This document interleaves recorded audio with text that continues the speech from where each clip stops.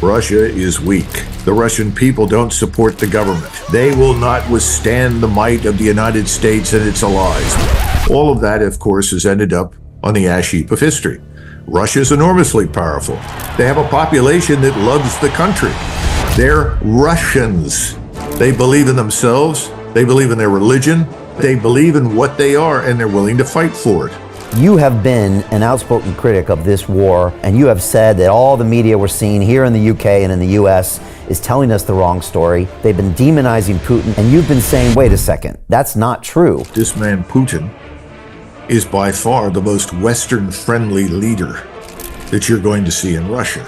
If he vanishes and someone else takes his place, the probability of a successor being far more difficult to deal with and less informed about the West is very high. We should take that into consideration. And what's his principal message? We have been here since 932. We are not going anywhere. We will continue to exist. Understand that. We want to live with you. We want you to live with us. We're not the same. But our interests and your interests do not necessarily conflict. We have no interest in Eastern Europe. We're not interested in a war in Eastern Europe. I'm curious what you think of this upcoming election. Jim Rickards says it's Trump in a landslide. Do you think that might be true? Well, that's the question, isn't it? It could be true. In fact, it may well be the case. And remember, the last time he was successful in 2016, it was because people came out in great numbers.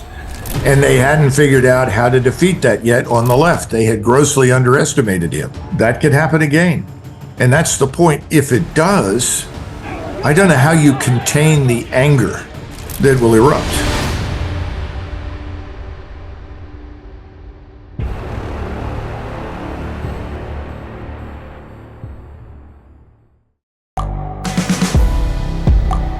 The world is changing. Inspiration is everywhere. It has never been so easy to connect, share, and bring people together. We're learning from others and finding the best in ourselves. Challenging our beliefs. Sharing our vulnerability. Overcoming our fears. Transforming ourselves so we can transform the world. How far can we go? This is London Real. I am Brian Rose. My guest today is...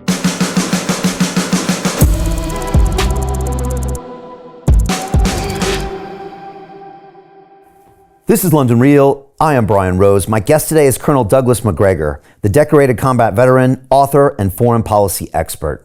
You are widely recognized as one of the preeminent military strategists of your time and spent over 28 years working at the highest levels of the U.S. military.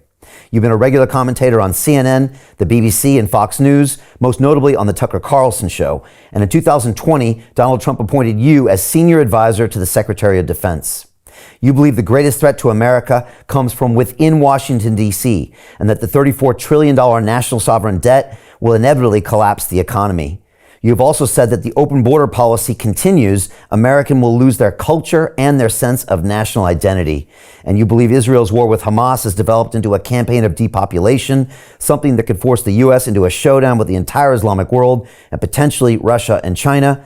Colonel Macgregor, welcome back to London Real. Well, thank you. I think you've answered all the questions. I'm not sure we have much to talk about. You know, I actually wanted to jump into a topic that I've heard you comment on, but we haven't talked about before we get into a lot of the foreign policy and the national events happening there in the States, and that is your comments on Bitcoin. I kind of find that fascinating because, again, we haven't talked about it before, and a lot of people wouldn't expect you to bring something like that up. We have been kind of deep into this blockchain space for the last 3 years, so we're familiar with it. We're seeing Bitcoin coming back to some of its all-time highs. But I'm curious, what are your thoughts on Bitcoin and why have you been vocal about it lately? Well, I don't know that I've been all that vocal. I was asked a question and I answered honestly. You have someone in your midst whom I hold in very high esteem. His name is Alistair MacLeod. And Alistair has a lot to say about the financial warfare that is being waged right now. And what Mr. Putin is doing, along with his colleagues in China and India, to lead a substantial portion of the world, if not most of it, towards a gold-backed currency. And I think Alistair MacLeod is absolutely correct. The question is, what do we in the West do? And I have a great deal of difficulty believing that we can adopt a gold-backed approach to finance. So I think that the digital currency that is not controlled by the central banks, by the way, in other words, independent like Bitcoin, does have a future. And it's a store of value. It's not imaginary. It's quite real. And I think we may end up seeing that kind of digital currency replace what we today call fiat currency. Now, when will that happen? How soon? I don't know. But I'm sort of got one foot in two camps. One foot is in the camp with Nassim Taleb. The other foot is in the camp with Alistair MacLeod. And in the middle, I see Bitcoin as a third way forward.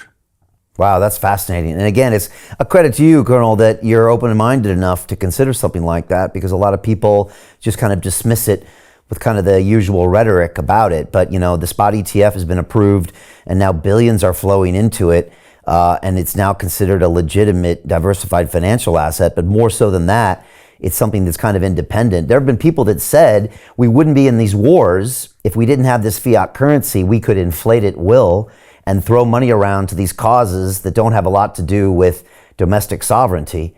I'm curious if you think that might be the case of when politicians are allowed to just print money willy-nilly, that they oftentimes throw it to the wrong places. Well, it all begins with central banking.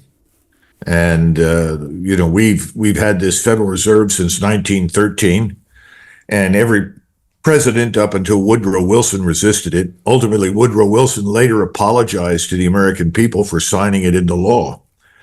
And I think the central banking system that dominates the West is one of the reasons that we are in a position of hostility towards Russia. Russia wants to be out from under it. China doesn't want to be suppressed or dominated by it. I think we can go back and look at the two world wars and make a very good case that central banking led to those. So yes, I'm a critic of central banking, but in the meantime, I don't expect to lead any rebellions or revolutions to remove it. And so the one way that you can go forward in a different direction and avoid it is digital currency, Bitcoin. Fascinating. All right, that's great to get your perspective on that. To be continued, probably in a future conversation. I wanted to jump in and get your thoughts on a very fascinating, I would call, geopolitical event, which happened a couple weeks ago, and that was Tucker Carlson traveling to Moscow to interview the leader of Russia, Vladimir Putin, who hadn't really been interviewed by anyone in the West for, I think, 5 or 7 years. And I'd love to get your thoughts, because you have been an outspoken critic of this war between Ukraine and Russia, and you have said that all the media we're seeing here in the UK and in the US is telling us the wrong story. They've been demonizing Putin and making him out to be X, Y, and Z. And you've been saying, wait a second, that's not true. Actually, Putin wants this, this, and this. And it was fascinating for me to watch that interview almost through the Macgregor lens of what you've been saying. And I must say, Colonel, most of what you said seemed to be true as my feeling of what Putin is all about.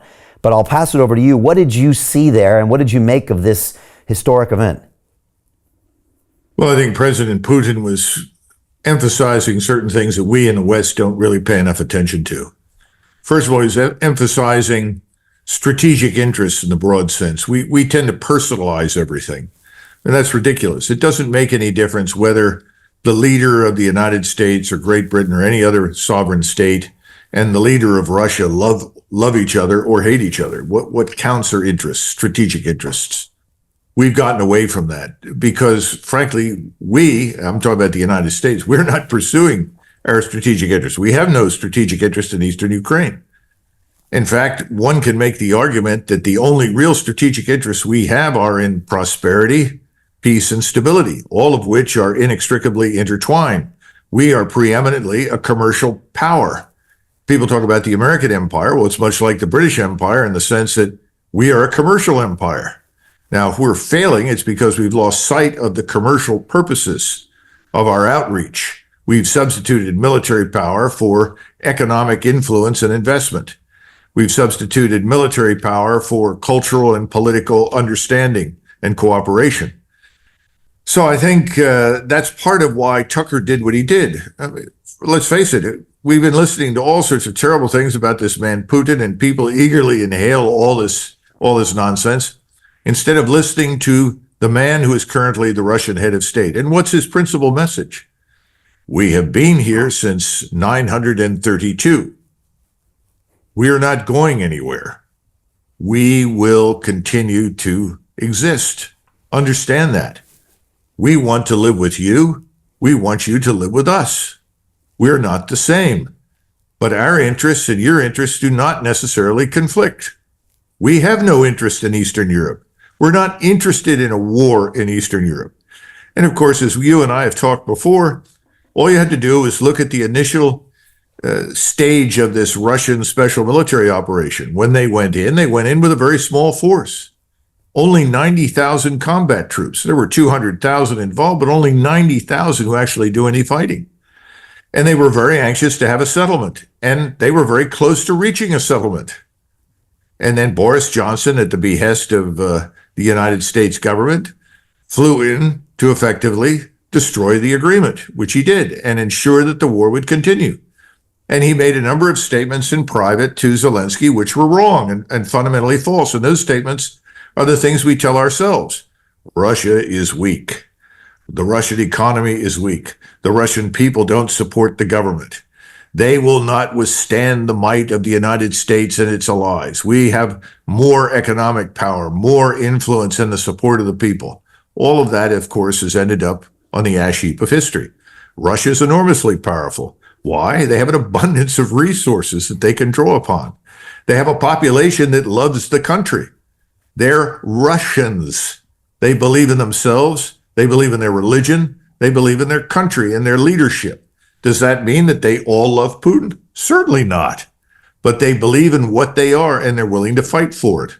So we set up Ukraine for failure, and we've destroyed that nation.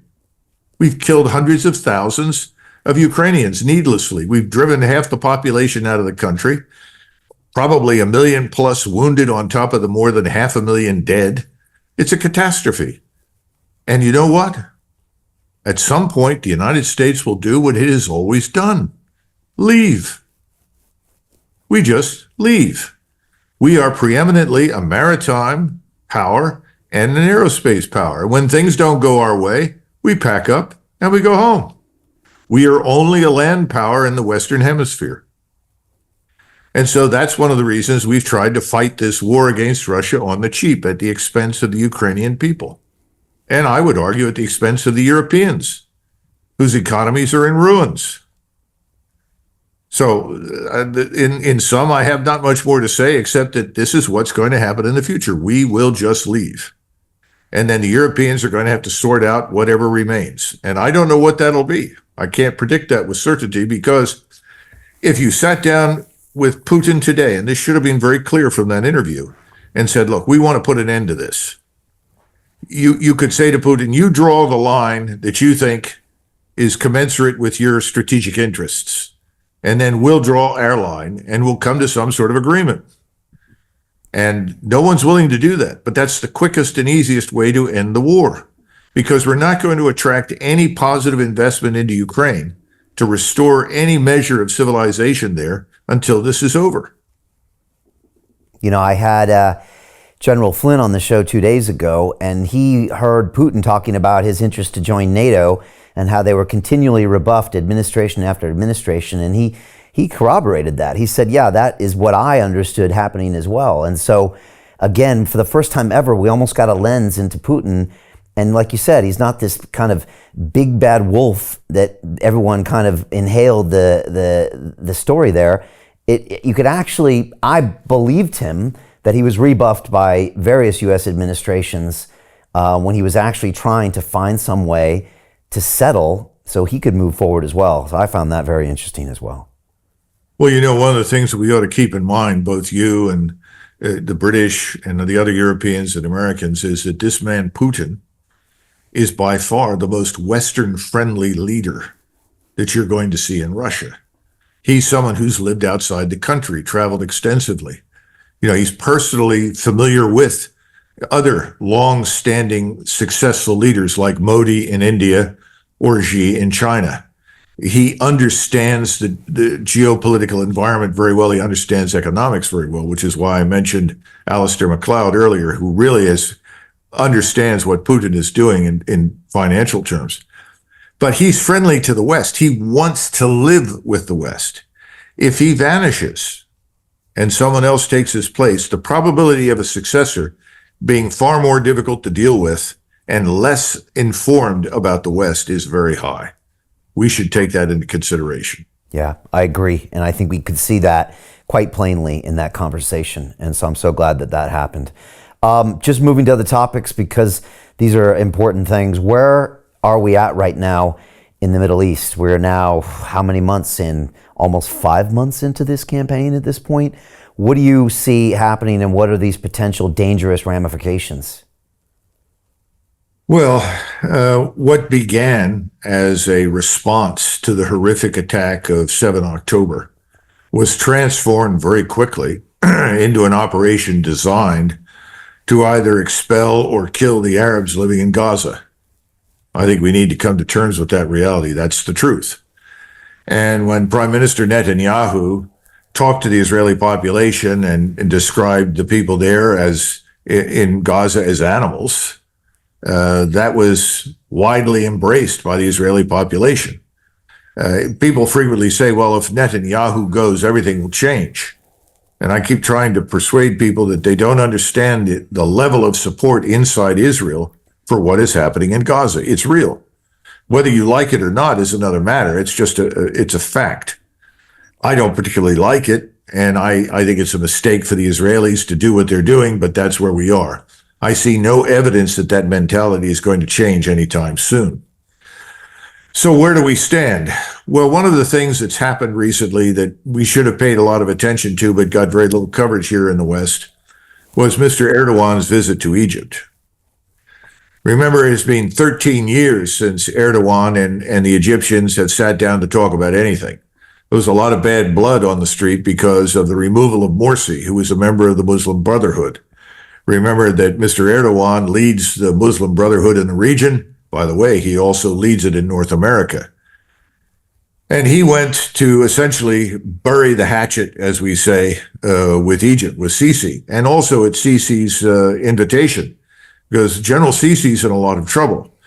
He has to renegotiate his debt, which is considerable, and he needs our help and assistance with that. But he's also got a problem with his own population. So the discussions that went on, yes, they addressed the oil and gas resources offshore. They addressed the issues in Libya. But then they turned to Gaza and the security implications for Egypt. Egypt is a nation of 100 million. They're probably living on infrastructure designed for 40 million. None of the ruling elites in the Arab world anywhere want a war with anyone, least of all Israel. The problem is that the population in Egypt is very enraged about what is happening in Gaza. Now, they haven't marched into the streets in great numbers yet to demand the removal of General Sisi for his failure to act. But I think by the time Ramadan is over, we're going to see tremendous movement on the part of both Turkey and Egypt, as well as in Jordan and Syria and elsewhere among the Arabs and northern Iraq, to coalesce into some sort of arrangement directed at Israel and potentially against us. I'm talking about the United States, because we are seen as unconditionally supporting, which is true at the moment, whatever the Israelis want to do. And that's your first decisive step in the direction of a regional war. We haven't even talked about the very high probability of an Israeli invasion of southern Lebanon designed to push Hezbollah north of the Litani River and apparently to pulverize Lebanon in general into submission. I think that's coming, because having gone as far as Mr. Netanyahu has, he really can only escalate. If you do anything other than escalate, you're seen as backing down, as retreating. So he believes he has a strategic advantage. His strategic advantage is control of the United States and its armed forces.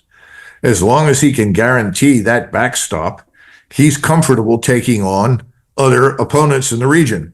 Most important, right up front, Hezbollah. But once Hezbollah becomes engaged, it's not only Egypt and Jordan and the peninsular Arabs and the Turks who are discontented and unhappy with what's happened in Gaza and are increasingly willing to act in some way. Now you bring Iran into the equation. The Israelis have always wanted desperately for us to destroy, quote unquote, Iran for them. We have refused repeatedly. We have walked away from it. Donald Trump in 2019 was presented with a fait accompli. One of the reasons that global hawk was flown on the edge of the air defense identification zone was to invite the Iranians to shoot it down. And they did. And in a court of international law, they have every right to shoot down an unidentified reconnaissance, intelligence, surveillance aircraft on the edge of their air defense identification zone. Mr. Trump declined the opportunity to go to war, even though at the time, the United States Air Force and other forces inside the Pentagon had already put together plans for the strikes. And he asked the question, very important one, if I do this, what happens? Yes. This is the thing we never asked when we went into Iraq. We never asked it when we went to Vietnam. In other words, always said, well, wait a minute, you want me to go over there and do this? What do you want me to do? How do you want me to do it? And what do you want it to look like when it's over? He asked, what happens next? And it wasn't just 5 or 6 or 7 or 800 people might be killed. It was obvious, we don't know, but there's a very high probability we'll be at war. Today, we are infinitely less prepared to wage a regional war than we were in 2019. Our army is in ruins. If you turn to the British Army, it's down to 72,000 men. They can't recruit. The army is a shadow of its former self. You have a similar situation in France. It's a bit larger. All the armies, if you will, in Europe are boutique forces. They're really designed to fight people who really can't fight back very well. All of a sudden, people are talking about, well, let's think about using them against Russia. Well, that went away very quickly if you paid attention to what happened over the last few days. The NATO members all rose up as one and said, thank you, President Macron. Go back to where you belong. Stop talking this nonsense. We're not going there. Well, now we have a similar situation in the Middle East, only it involves Israel and the United States. Perhaps the United Kingdom has interest in joining this. I don't know. But the point is that we are not going to engage with anything other than air and naval power. And the history of warfare suggests that if you use only air and naval power, things will look pretty much like they did before you started when you're finished. And then the real question is, if you begin to take losses, and I think we will, because if you look at what's happening right now in Iran, northern Iraq, parts of Syria, northern Lebanon, there is a major air and missile defense network emerging with new technologies and equipment coming in from Russia. Those air-to-air and missile defense weapon systems are effective. They will shoot down American military aircraft. Now, how many? I don't know. But it's been a long time since anybody shot us down. And if you go back to World War II, which I like to remind people of periodically when they ask questions, we and the Royal Air Force together lost 18,000 bombers trying to penetrate German air defenses. Today, people can't even begin to wrap their heads around it. If you go into a regional war with Iran and potentially the other states that I mentioned, I would not exclude Turkey by any means, you're going to lose considerable forces. How much have you got to lose before you're out of business? Do we have the scientific industrial base for mass production of aircraft and missiles and ships and everything else? And the answer is, I don't think we do. So we're really not prepared for this. And it looks as though this is a plausible outcome if things escalate and the Israeli Defense Force moves into southern Lebanon. Then they have 3 fronts: southern Lebanon, the West Bank, of Palestine and Gaza. Nothing is settled. Everything is still open. And just because nothing has happened yet does not mean that things won't happen in the future. And that's a huge mistake people make. Things take time to develop. Somebody said to me the other day, don't you think we're in a World War I scenario? I said, no, I don't think so. And he said, why not? I said, you had existing alliances, existing arrangements. And as Princip, the man that shot the Archduke, said, even if I hadn't done what I did, there would have been a war at some point. He was right. They were essentially loaded. The triggers were half cocked. They were ready to fire. That's not true right now in the Middle East. People were not planning on an existential war for survival against Israel. Today they are, but it takes time. And you have a different set of populations, a different set of leaders. So it may not make any difference what the leaders in the House of Islam in the West, in the Middle East want.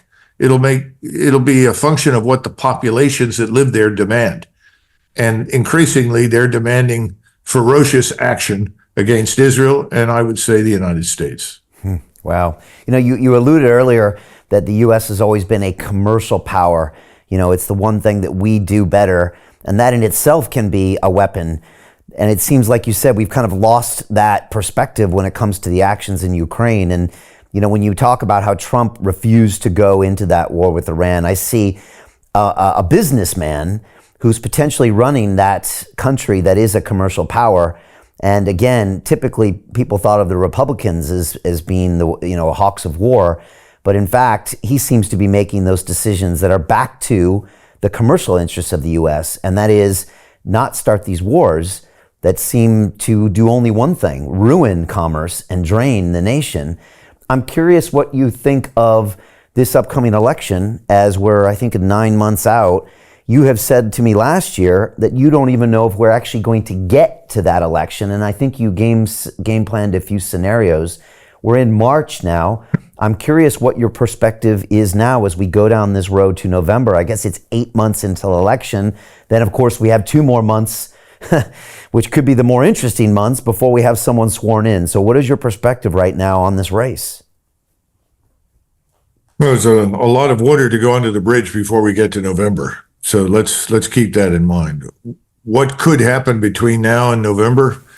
We could face a serious fiscal crisis. We now are servicing our sovereign national debt of roughly $1 trillion a year, which is essentially what we're spending on defense and the intelligence apparatus. How long can this go on? I mean, the central bankers, we talked about them at the beginning, are happy to tell you it can go on in perpetuity. I'm not sure. And I think if you consult most financial analysts, they'll say no. Are we prepared to cut any spending to demonstrate to our creditors that we are serious about dealing decisively with the debt? No, we aren't. So what could precipitate? What sort of events could happen? Well, some people think we're already on the road now to a major banking crisis. That may be the case here inside the country. We've now admitted 10 million people to the point where we probably have 35 million illegals inside the United States. Our economy is not robust. We are not the nation of 1939, 40, 41. People say, well, what about the Depression? We came out of that. Even if we have problems, we'll still come out. So we have to understand that at the time of the Depression, we still had a very large, skilled workforce ready to go to work. Secondly, we had a huge manufacturing base. All we had to do is get it running again and put people to work.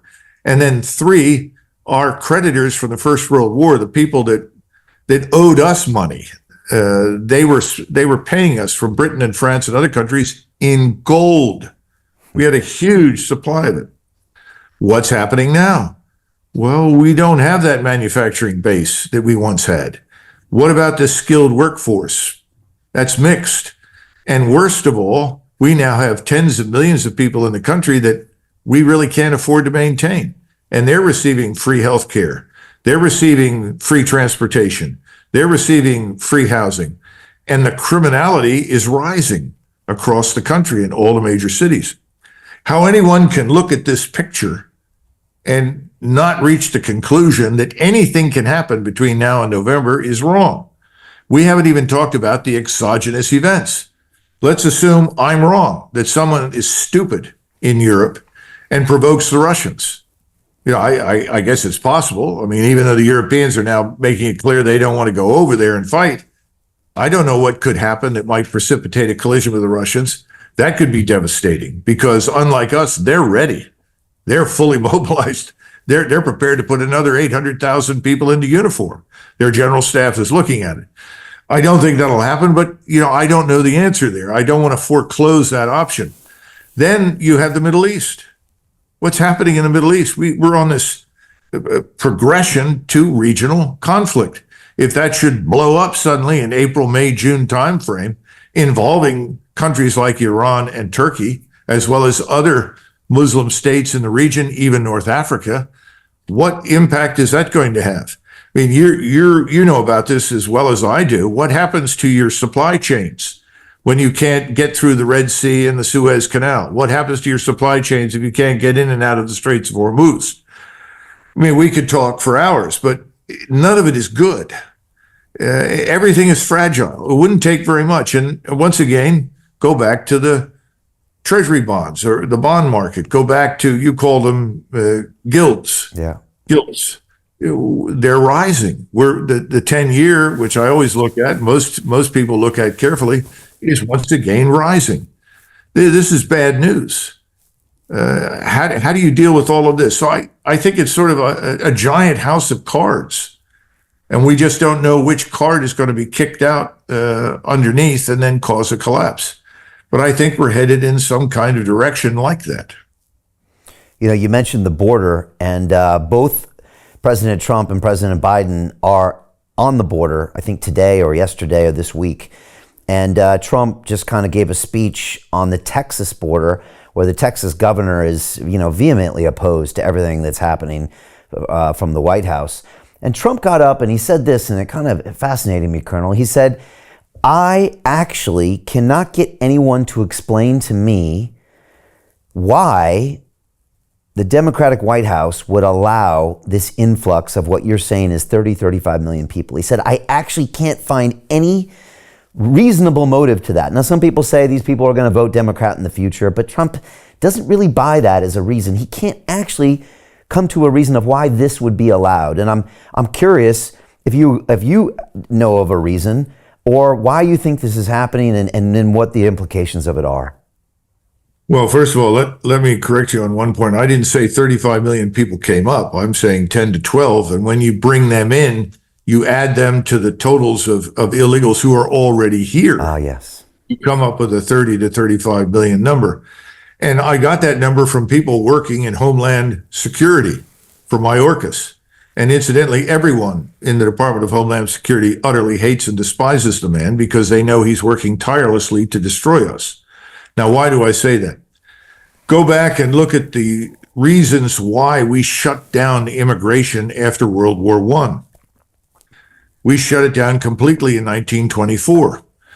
And one of the principal reasons that people gave for shutting it down was we're not getting the people we want. The great myth of American history is that everybody who came to the United States was poor and stupid. No. In fact, de Tocqueville, the brilliant French historian who came and visited us in the 1840s, he absolutely got it right. By the way, so did Max Weber, the German sociologist who came later and reached the same conclusions. He said, the United States is the creature of the middle class. The people that showed up were not all indentured servants, not by a long shot. They came later on. The people that came and created the foundations were middle class.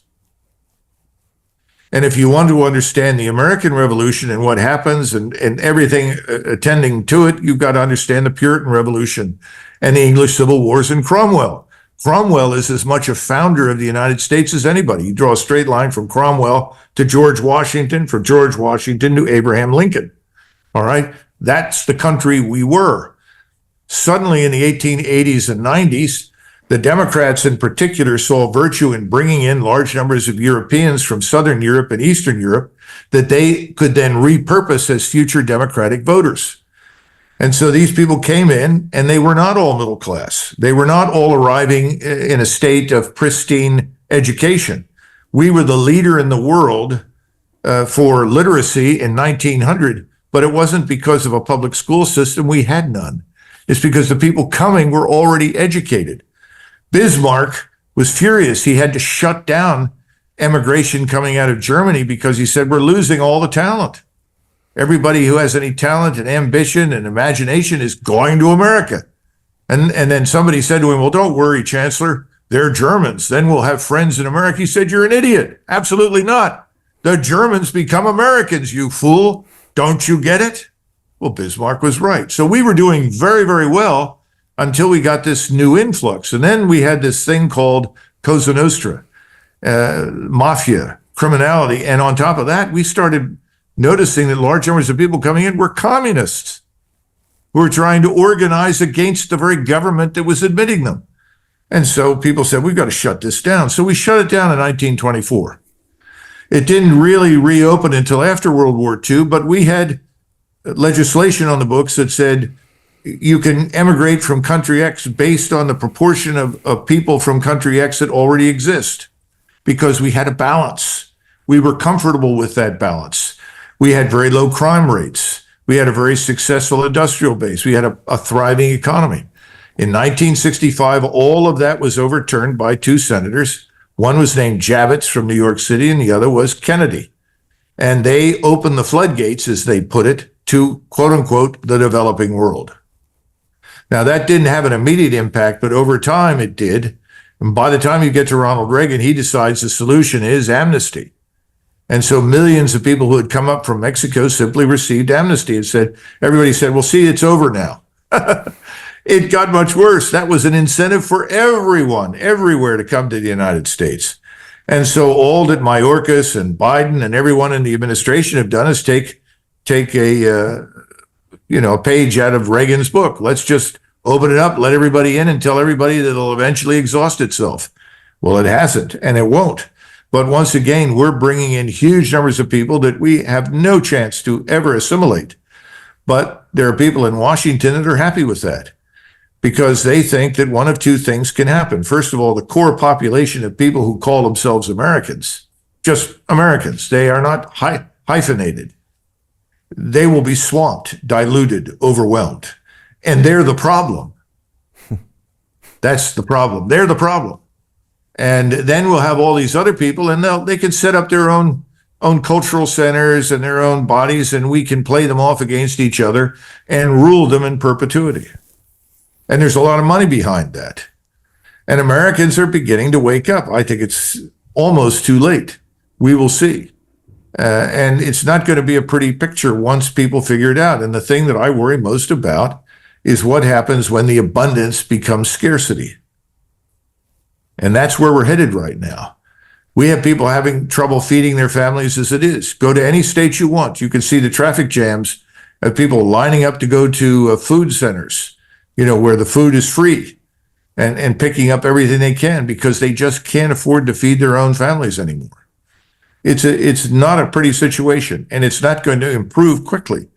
But if the things that you and I are discussing, these exogenous events overseas, and the continued mismanagement of the economy here, and the continued influx of people into the country that we can't possibly absorb, and the criminality that's rising as a result, we're in a lot of trouble. Tucker Carlson recently talked about what happens after Election Day in November this year, and he talked about a couple different scenarios. One, maybe there's a clear winner, and then it's kind of over. But if there's an unclear winner, and it looks like there was some funny business going on, then we could descend into something very, very scary. If people, maybe even Trump supporters, feel that something was done to thwart that, it becomes maybe a scary place to be. Now, you're on the ground. Have you game planned that in your head? And have you thought about what that looks like and how far that could go and who is involved? Does the National Guard get involved? Or what does that even look like? And also, what's your perspective, with your military mind? Well, you're talking about election integrity. Yeah. Having grown up in Philadelphia, one of the largest cities in the country, I can tell you there is none. So there is no election integrity in the major cities: Chicago, New York City, Philadelphia, Los Angeles. These places are large, have millions of people, and the majority of the population that lives in those places is accustomed to one-party rule. And that one-party rule is from the left, the Democrats. And everyone is sort of on the patronage system. So I don't expect this election coming up to be any different from what it's been in the past. If you start putting into this business of online voting and absentee ballots and stuffing ballot boxes full of things and voter rolls that don't make any sense, that contain all sorts of people that have long since departed the earth, one wonders what an election will produce. So yes, I think you could have real discontent in the country, because I think there's an expectation that there will be change in November. And if there isn't, all hell could break loose over time. Will it be immediate? Probably not, but it will happen. And the other thing is, there's still a lot of people that are increasingly convinced, who've looked at the data, that the last election wasn't honest. Certainly not on the scale that it should have been. If you're dependent upon these elections, as we are, this is a very dangerous set of circumstances. So again, as I said at the end of my last diatribe, anything is possible, and it's a sliding scale. No one can predict with certainty the outcome at this point, but it could be ugly. You know, I ran to be mayor of London in 2021, and I'm running again this year. And one thing that people constantly came up to me in the streets afterwards, they said, Brian, you spent 7 months campaigning. You drove a bus 5,000 miles through every borough in London. And the number of votes you got just doesn't make sense. Now, at the time, I tried to move on, but you just listed these urban environments that have been dominated by Democrats or left-wing politics for decades, if not centuries. I might throw London on that list as well. And it's something I'm going to just be a little more aware of going forward. Jim Rickards says it's Trump in a landslide. And he said that a couple months ago before the results in New Hampshire and South Carolina. Do you think that might be true at this point? And does that also make a difference or not? Well, that's the question, isn't it? It could be true. In fact, it may well be the case. Will it make a difference? That's unclear. That's the critical question, because these hard points don't change very much. I'm originally from Pennsylvania. My British ancestors settled there in 1681. So I'm somewhat familiar with Pennsylvania. And Pittsburgh and Philadelphia are fortresses of the so-called left. And because of their population size, they swing elections. Now, what exists between Philadelphia and Pittsburgh? That's a totally different America. Those people normally come out and they vote for the right. I'm sure they will again. Now, could they come out in sufficient numbers? Well, Pennsylvania is one of those states that has historically supplied high numbers of men to the United States Armed Forces. We have 750,000 veterans in Pennsylvania. 489,000 of them are married, most with children. If they all come out and vote for President Trump, regardless of where they are, he could win Pennsylvania. But you've got to get everybody out. To continue watching the rest of the episode for free, visit our website londonreal.tv or click the link in the description below.